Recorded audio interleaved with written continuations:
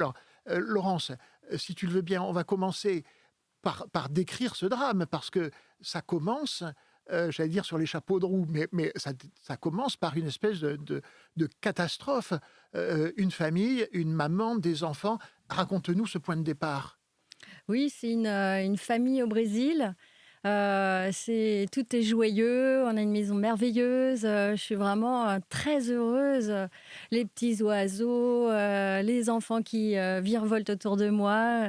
C'est, on peut pas mieux rêver. J'ai du temps pour eux, je les écoute, je joue avec eux. C'est vraiment très plaisant et puis, 3 enfants, n'est-ce pas? 3 enfants, oui, Corentin, Julie et Théodore. De quel âge? Alors Corentin 7 ans, Julie 3 ans et le petit dernier Théodore, le coquin, a 11 mois.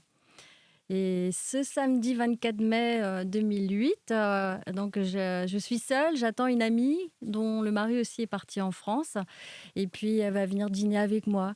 Et là, la nuit est tombée, on est prêt à l'accueillir.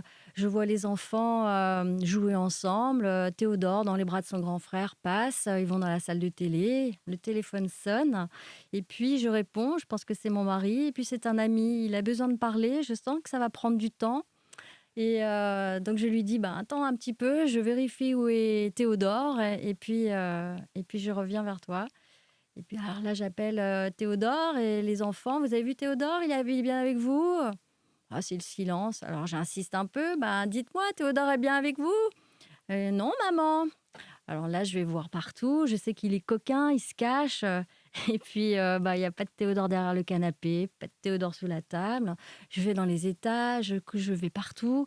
Et là, je commence un peu à m'affoler, à me dire, mais c'est inquiétant quand même. Je pense au kidnapping. J'ai vraiment peur au Brésil. Il y a un taux de kidnapping assez important. Et je vais dehors, je vois partout, pas de Théodore. Je reviens dans la maison, j'insiste, mais dites-moi, vous avez bien vu Théodore? Il était avec vous, je comprends pas. Non, maman, il n'est pas là. Et là, je vois la porte entrouverte et je pense à cette piscine dehors où il y avait un passage qui était cassé. Je dis, mais c'est pas possible, mais il faut bien que j'aille voir partout. Une porte qui aurait dû être fermée. Oui, elle était entrouverte. Oui, exceptionnellement. Exceptionnellement, oui.